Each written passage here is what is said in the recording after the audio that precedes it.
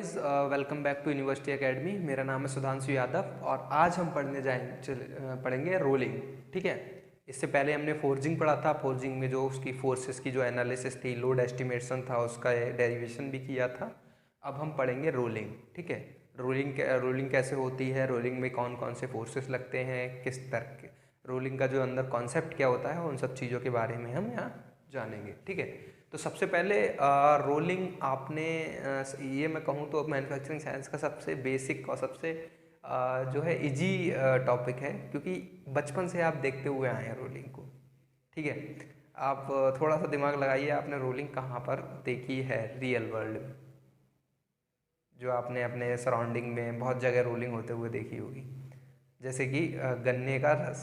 ठीक है। जब हम गन्ने का जूस पीने जाते हैं तो गन्ने का जूस निकालने वाला होता है, वो क्या करता है, दो रोलर होते हैं इस तरह के दो रोलर होते हैं। क्या करता है, उनके बीच में जो है गन्ना डाल देता है। उस साइड से गन्ना क्या निकलता है, जो गोल गन्ना होता है हमारा, उस साइड से बिल्कुल फ्लैट होकर निकलता है, उसका रस जो होता है वो निकल आता है।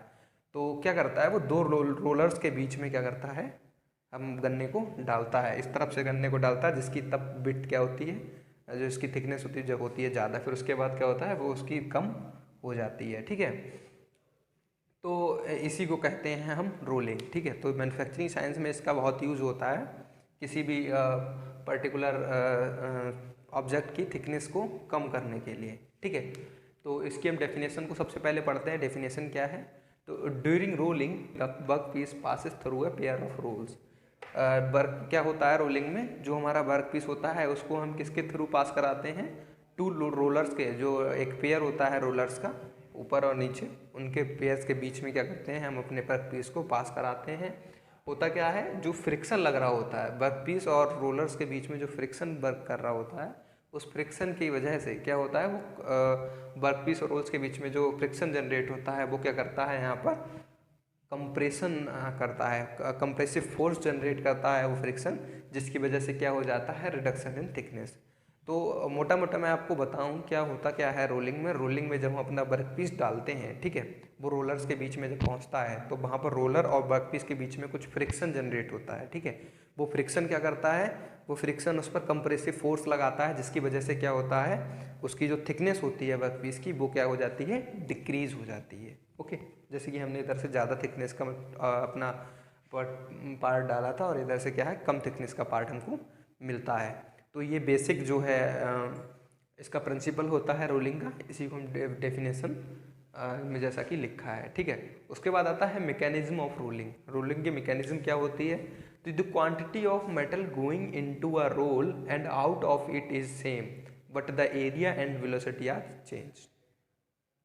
क्या मतलब है इसका, कि जितना एरिया हम यहाँ पर जा रहे हैं, अब जैसे मान लो हमने मान लिया इसकी क्या है, लेंथ क्या है, एच आई इंटू ए आई। ठीक है। ये क्या हो गया, एरिया, इनिशियल एरिया क्या होगा, H final into A final. जो ये दोनों क्या होंगे, इक्वल होंगे। इसका मतलब क्या है, वॉल्यूम हमारा जो रहेगा वर्क पीस का, वो कांस्टेंट रहेगा, वॉल्यूम में कोई भी लॉसेस नहीं होंगे। ठीक है। यहाँ पर वॉल्यूम में कोई भी लॉसेस नहीं होंगे। बस होगा क्या, जो उसकी हाइट, जो उसकी थिकनेस है, वो रिड्यूस हो जाएगी, उसकी जो लेंथ है वो क्या हो जाएगी, इंक्रीज हो जाएगी। तो हाइट, तो जो वॉल्यूम है हमारा, वो हमेशा क्या रहेगा, कांस्टेंट रहेगा। तो यही इस लाइन में लिखा है, the quantity of metal going into a roll and out of is same, but the area and velocity are change. Area change हो जाएगा, जो एरिया उसका था वो चेंज हो जाएगा, और जो वेलोसिटी उसकी थी वो चेंज हो जाएगी। ठीक है। वेलोसिटी चेंज हो जाएगी। और the metal is taken into rolls by friction and subsequently compressed to obtain the final shape.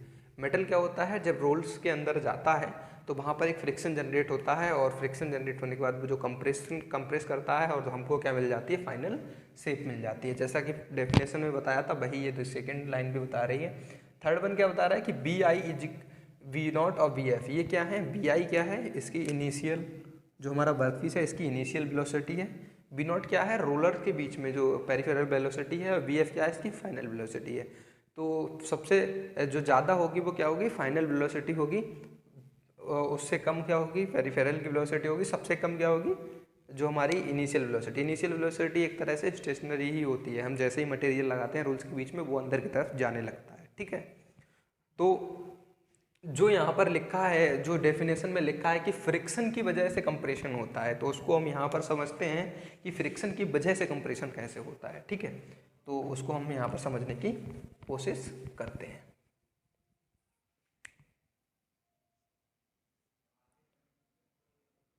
ठीक है, तो हमने मान लिया इसके जो सेंटर है रोलर्स के, वो सेंटर क्या हो गए, ये सेंटर हो गए। ठीक है, ये क्या हो गया, इनके रोलर का सेंटर हो गया। ठीक है, रोलर के सेंटर होने के बाद इसको हमने मान लिया, यहाँ से हम इसको ऐड कर देंगे। ये क्या हो जाएगी, ये हो जाएगी रेडियस। हमारे इसकी जो जो हमारा रोलर है उसकी क्या हो जाएगी, ये रेडियस हो जाएगी। ठीक है, इसको हम यहाँ से भी जोड़ देते हैं।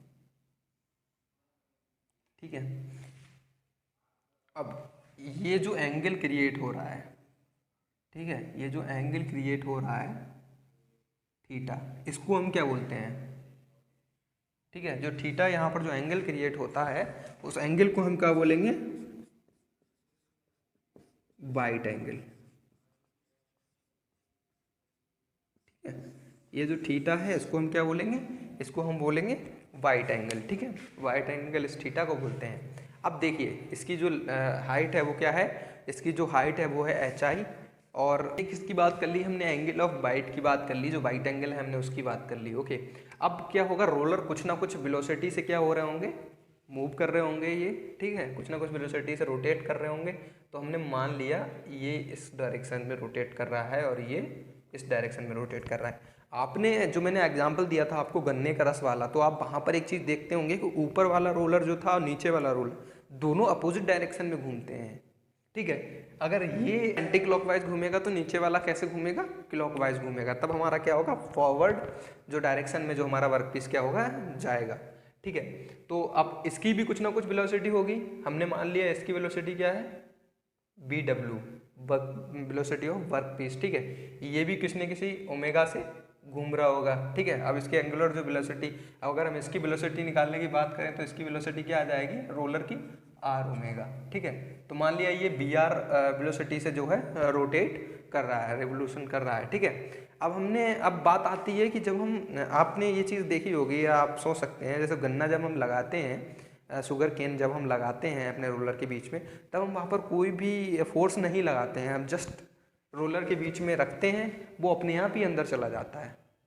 ठीक है, वो अपने आप ही अंदर चला जाता है, तो हम कोई फोर्स लगाते हैं, नहीं लगाते हैं। ठीक है, तो जैसे कि हमने मान लिया कि ये क्या है, रोलर है। ठीक है, और ये हमने क्या है, वर्क पीस डाला, तो ये किस रोलर किससे घूम रहा है, ये घूम रहा है बी आर से। ठीक है, ये वेलोसिटी इसकी है, इसकी वेलोसिटी क्या है, बी डब्ल्यू की। तो इनके बीच में कुछ ना कुछ रिलेटिव वेलोसिटी होगी, कुछ ना कुछ रिलेटिव वेलोसिटी होगी। और रिलेटिव वेलोसिटी हम जानते हैं, अब रिलेटिव वेलोसिटी अगर हमें निकालनी हो तो वह कैसे निकालेंगे, V R minus V W.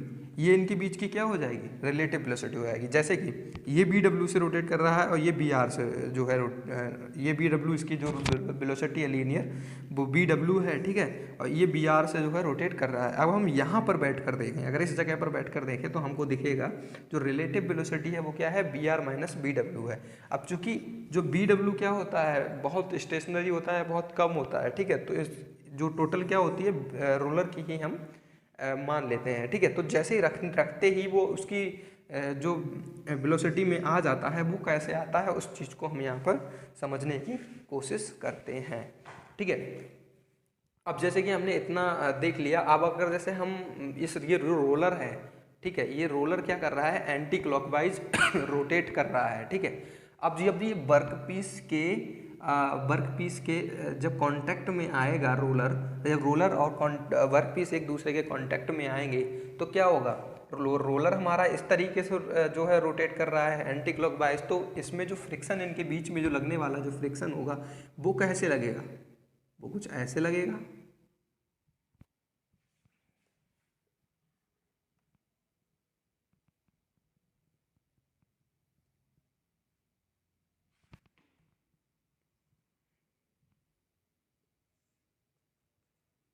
ठीक है, वो कुछ इस तरीके से लगेगा एफ। ये फ्रिक्शन है जो हमारा जो रोलर है वो हमारा एंटी क्लॉकवाइज घूम रहा है, ठीक है, ऐसे इधर इधर से इधर घूम रहा है। तो वर्क पीस और इनके बीच में जो फ्रिक्शन जनरेट हो जाएगा, जो फ्रिक्शन इंड्यूस्ड होगा, वो फ्रिक्शन किस साइड में लग रहा होगा? अपोजिट डायरेक्शन में। ये बात समझते होंगे आपने, मैकेनिक्स में ये चीज़ पढ़ी होगी कि जब भी कोई फोर्स किसी दो दो जब इस डायरेक्शन में चल रहे होते हैं तो जो फ्रिक्शन लगता है उसके अपोजिट लगता है, ठीक है। तो ये क्या लग रहा है? हमारा फ्रिक्शन इसके अपोजिट लग रहा है, ठीक है। अब जैसा कि हम जानते हैं न्यूटन थर्ड लॉ, क्रिया प्रतिक्रिया का नियम, ठीक है, for every action there is a equal and opposite reaction, ठीक है। तो ये एफ लग रहा है तो इसके साथ साथ कुछ ना कुछ रिएक्शन भी आ रही होगी, जिसे हमने बोल दिया एफ, ठीक है। ये इसके कुछ ना कुछ अपोजिट रिएक्शन भी दूर होगी। अब ये क्या है? ये जो वर्क पीस और इसके बीच में जो अगर जनरेट हो रहा है तो इसका जो इसकी जो रिएक्शन आएगी वो ये एफ हो गई, ठीक है। कुछ सेम ऐसा ही कहाँ पर होगा? सेम ऐसा ही यहाँ पर भी होगा,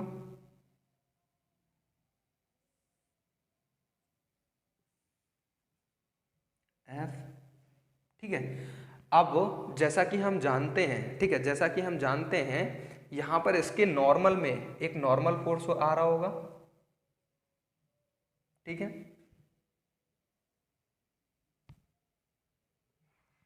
ये थोड़ा सा डायग्राम में आप लोग ठीक बनाइएगा, मैं जो आपको हैंड रिटेन नोट्स दूंगा उसमें जो डायग्राम है वो बिल्कुल एक्यूरेट बना होगा। यहाँ पर थोड़ा वाइट बोर्ड पर बनाने में थोड़ी सी प्रॉब्लम आती है तो थोड़ा सा इधर उधर डायग्राम हो सकता है, लेकिन आप फीलिंग को समझिएगा, ठीक है। आप फीलिंग को समझिएगा जो भी मैं यहाँ पर बना रहा हूँ, ठीक है। अब बात आती है यहाँ पर, इसकी एक लाइन में करना भूल गया था, ये जो लाइन खींचने वाली, ठीक है।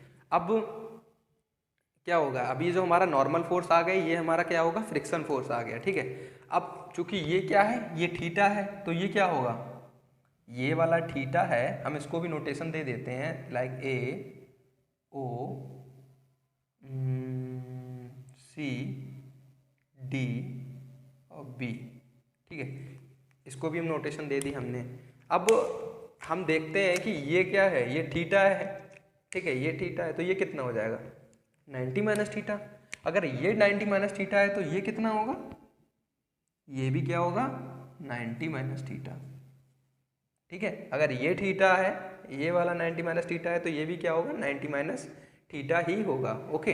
और अगर ये 90 माइनस थीटा है तो ये क्या होगा?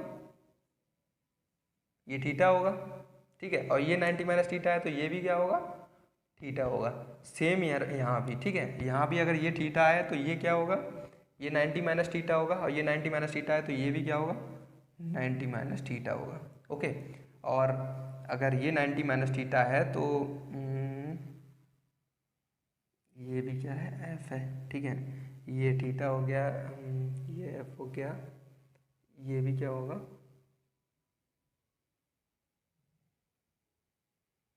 चलो इसको हम नहीं देखते हैं, ठीक है। अब चूंकि देखो अभी ये क्या आ गया? 90 माइनस थीटा, ये हो गया थीटा, ठीक है। ये इधर की तरफ जा रहा हुआ, ये भी थीटा। अब अगर हम इसके कंपोनेंट करें, इन एफ फोर्सेस के और एन फोर्सेस के अगर हम कंपोनेंट की बात करें तो इसके कंपोनेंट किस कैसे कैसे आएंगे? एक तो ये कंपोनेंट आएगा जो इधर जा रहा होगा इस एफ का, जिसको क्या बोलेंगे? एफ कॉस थीटा, ठीक है। ये क्या होगा? F cos theta. और ये एन का इधर कंपोनेंट जा रहा होगा, इसको क्या बोलेंगे? N sine theta. देखिए N sine cos 90 minus theta, cos 90 minus theta sine theta. मैं समझता हूँ आप मैकेनिक्स तो इतनी समझते होंगे कि इस चीज़ को आप समझ पा रहे होंगे। N sine 90 minus theta is equals to N cos 90 minus theta is equals to N sine theta, ठीक है, एफ कॉस थीटा। सेम यहाँ पर भी ऊपर की तरफ जो फोर्स लग रहा होगा, ऊपर की तरफ जो फोर्स लग रहा होगा वो, और नीचे की तरफ भी एक कंपोनेंट हमारा आएगा, ठीक है। नीचे की तरफ जो कंपोनेंट आएगा तो ये जो एफ वाले का जो कंपोनेंट आएगा वो क्या आएगा? वो आएगा एफ साइन थीटा, ठीक है। और इस वाले का जो कंपोनेंट आएगा वो क्या आएगा? N cos theta, F sine theta और एन कॉस थीटा। और सेम अगर हम इसकी ही बात करें तो ऊपर की तरफ भी सेम क्या क्या आ जाएंगे? एफ साइन थीटा और एन कॉस थीटा, ठीक है। ऊपर नीचे दोनों तरफ N sine theta N N cos theta आएंगे, और इधर N sine theta F cos theta. ऐसा ही सेम यहाँ पर भी आएगा, यहाँ पर भी आएगा। हम उसको नहीं लिखते हैं क्योंकि फिर डायग्राम समझ में नहीं आएगा। अब गाइस देखिए, हमारे वर्कपीस को फॉरवर्ड की तरफ मूव करने के लिए सबसे पहले क्या जरूरत होगी, सबसे पहले क्या होना चाहिए, जो हमारा एफ कॉस थीटा है, जो हमारा एफ कॉस थीटा है वो क्या होना चाहिए, ज्यादा होना चाहिए एन साइन थीटा के। एफ कॉस थीटा क्या होना चाहिए, ज्यादा होना चाहिए एन सी थीटा के, किसके लिए, फॉरवर्ड मूविंग के लिए। और जो यहाँ पर ये जो फोर्सेस लग रहे हैं दो, ये जो फोर्सेस लग रहे हैं अपवर्ड और डाउनवर्ड, ये क्या करने की कोशिश करेंगे, देखिए यही तो है फ्रिक्शन फोर्सेस। हमने लाइन में क्या पढ़ा था, during rolling the work piece passes through a pair of rolls and friction between the work piece and rolls cause compression leading to reduction in thickness. जो इन दोनों के बीच में जो फ्रिक्शन लग रहा है, वो फ्रिक्शन क्या करेगा, वो फ्रिक्शन क्या करेगा, कंप्रेस करने की कोशिश करेगा वर्क पीस के लिए।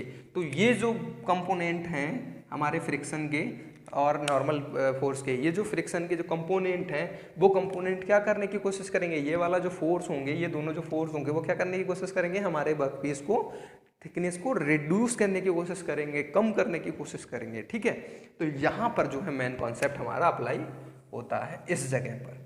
ये क्या करेंगे, इसको कम करने की कोशिश करेंगे और इसको कम करते जाएंगे। ठीक है, तो जो फ्रिक्शन वाली जो लाइन थी कि फ्रिक्शन की वजह से जो है जो कंप्रेशन होता है और जिससे कि थिकनेस कम हो जाती है हमारे वर्क पीस की। ठीक है, तो आज जैसे कि आप इस लाइन को अच्छे से समझ गए होंगे। ओके, तो हम नेक्स्ट में मूव करते हैं, नेक्स्ट लाइन में मूव करते हैं, फिर हम आपको एक ड्राफ्ट के बारे में समझाएंगे कि कैसे इसका एक डेरिवेशन होगा।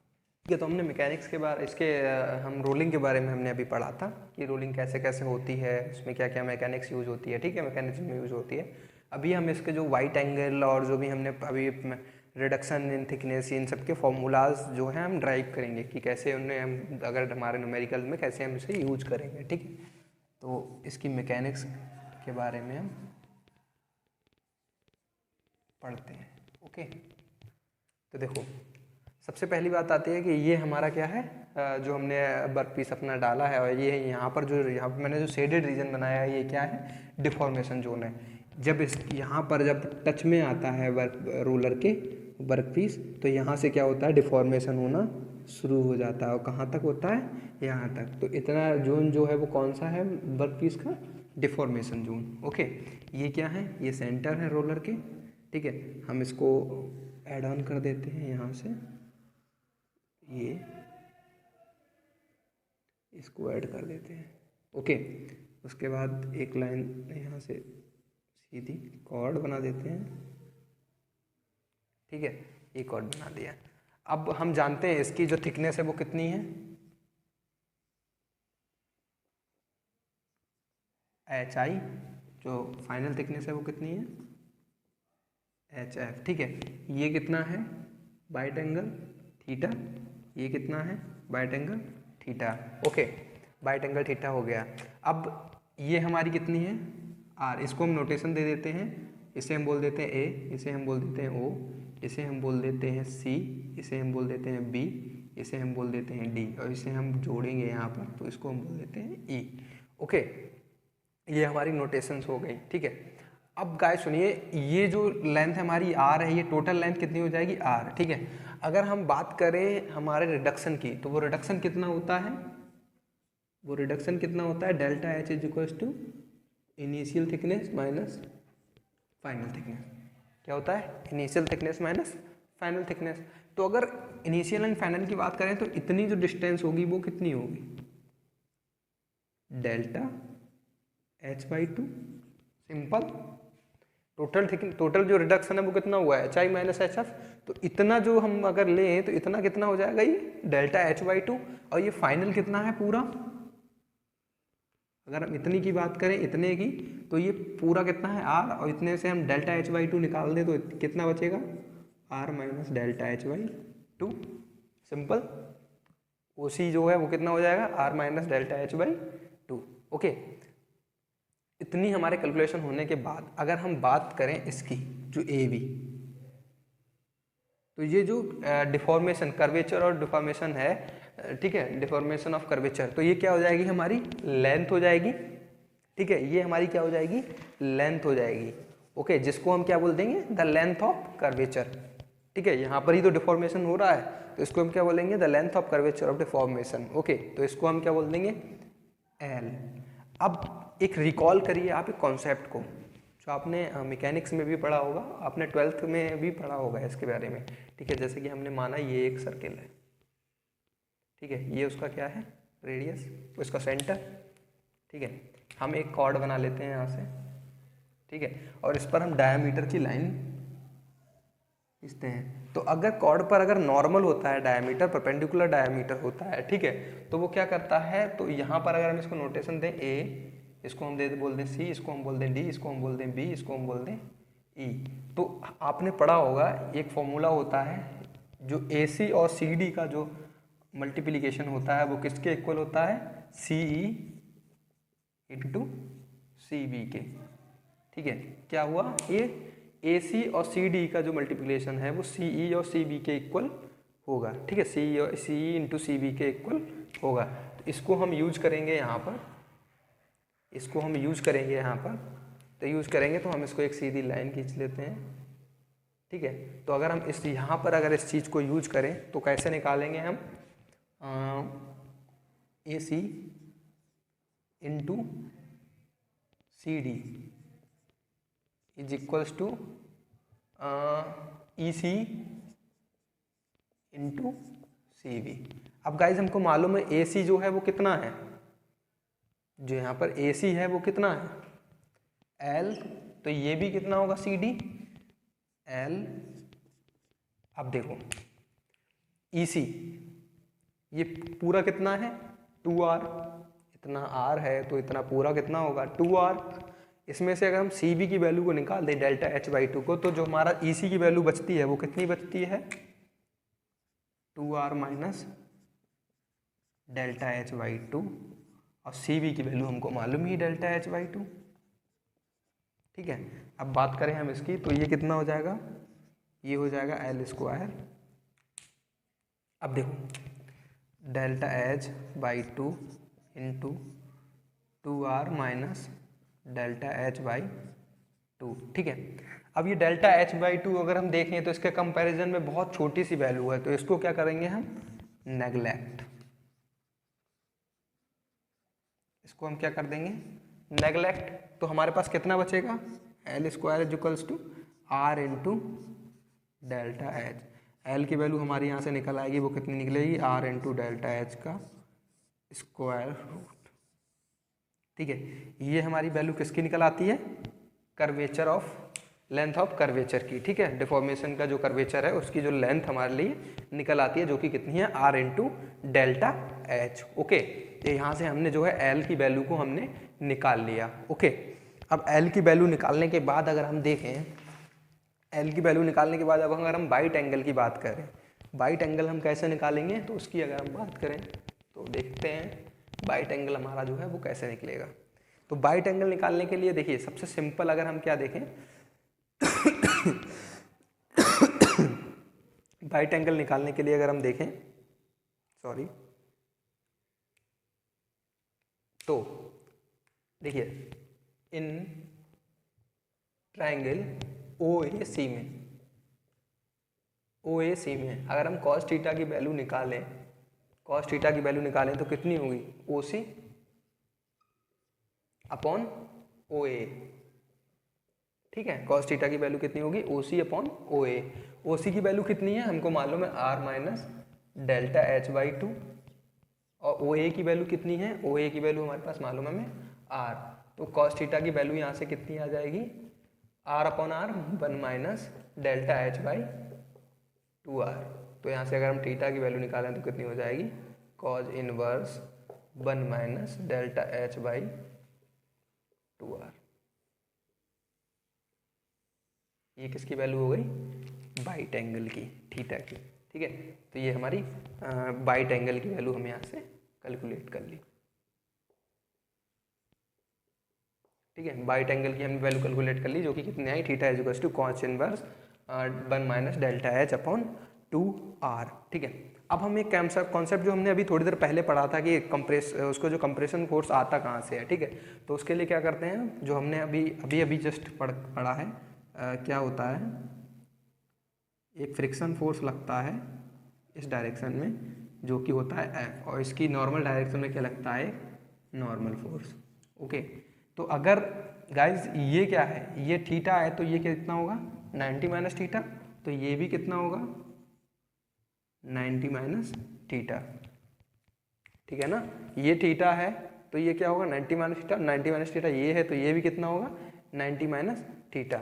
अगर ये F है और ये 90 माइनस थीटा है तो ये तो हो गया 90, तो ये कितना बचा, ये कितना बचा थीटा। ओके, तो अगर हम इनके कंपोनेंट करें तो इसका कंपोनेंट जो आएगा वो कितना आएगा n cos 90 माइनस थीटा, मतलब कि n sin थीटा, ठीक है। और इसका अगर हम कंपोनेंट करें इस डायरेक्शन में तो कितना आएगा f cos थीटा, ठीक है। ये इनके क्या हो गए, कंपोनेंट हो गए। अब बात करें कि जब हम कोई भी वर्कपीस रोलर के बीच में डालते हैं, लाइक अगर जो हम एग्जांपल ध्यान करें गन्ना, तो गन्ने पे क्या हम फोर्स लगाते हैं रोलर में डालते टाइम, नहीं लगाते हैं ना। रोलर में डालते टाइम हम फोर्स नहीं लगाते हैं, वो क्या होता है हम जस्ट कांटेक्ट में लाते हैं रोलर्स के गन्ने को, और गन्ना जो क्या होता है खुद ही अंदर चला जाता है, हमें कोई फोर्स लगाने की जरूरत नहीं पड़ती। तो फॉर सेल्फ एंट्री,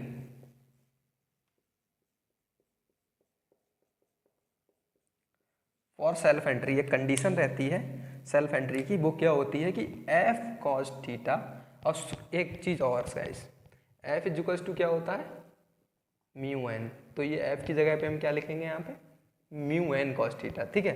तो म्यू एन कॉस थीटा क्या होना चाहिए, ज़्यादा होना चाहिए किससे, एन साइन थीटा से, तभी तो ये आगे की तरफ जा पाएगा। जब इस फोर्स की वैल्यू इस फोर्स से क्या होगी, ज़्यादा होगी, तभी तो ये आगे की तरफ बढ़ पाएगा वर्कपीस, है ना। तो ये जो है सेटिस्फाई करनी चाहिए कि म्यू एन कॉस थीटा की वैल्यू हमेशा क्या होगी, ज़्यादा होगी एन साइन थीटा के, ठीक है। तो यहाँ से हम एन से एन की वैल्यू काट दें तो क्या आता है हमारे पास mu is equals to ten theta, mu is equals to क्या आता है टेन थीटा। अब अगर हम बात करें ट्राइंगल ओ ए सी में, ठीक है, अगर हम बात करें ट्राइंगल ओ ए सी में तो टेन थीटा की वैल्यू हम निकाल लें, टेन थीटा की वैल्यू अगर हम निकालते हैं तो कितनी आती है ए सी अपॉन ओ ए, ठीक है, ए सी अपॉन ओ ए। तो टेन थीटा ए सी की वैल्यू कितनी है, ए सी की वैल्यू है एल अपॉन ओ ए की वैल्यू कितनी है आर, ठीक है। ओ ए की वैल्यू कितनी है, सॉरी ए सी, हाँ अपॉन ओ सी सॉरी ओ ए नहीं ओ सी होगा, ठीक है, ओ सी होगा। ओ सी की वैल्यू कितनी है हमें पता है R minus delta H by two, ठीक है।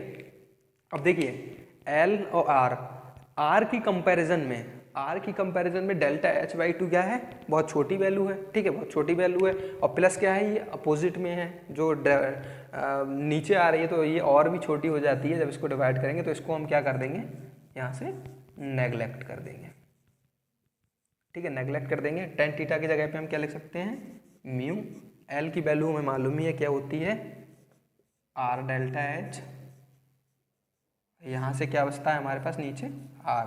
तो फाइनल हमारी जो डेल्टा एच की वैल्यू आती है यहाँ से वो निकल के आती है म्यू स्क्वायर आर,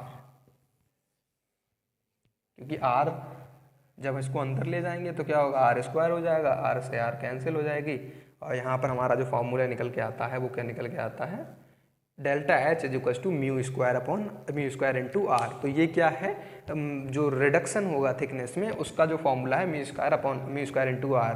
तो जैसा कि हम फार्मूले के हिसाब से देख सकते हैं कि जो हमारा रिडक्शन होगा थिकनेस में वो किस पे डिपेंडेंट होगा, कोफिशिएंट ऑफ फ्रिक्शन पे। जितना फ्रिक्शन ज़्यादा होगा उतना ही रिडक्शन ज़्यादा होगा। और किस पे डिपेंडेंट होगा, रेडियस पे, रोलर की जो रेडियस होगी उस पर डिपेंड होगा, ठीक है।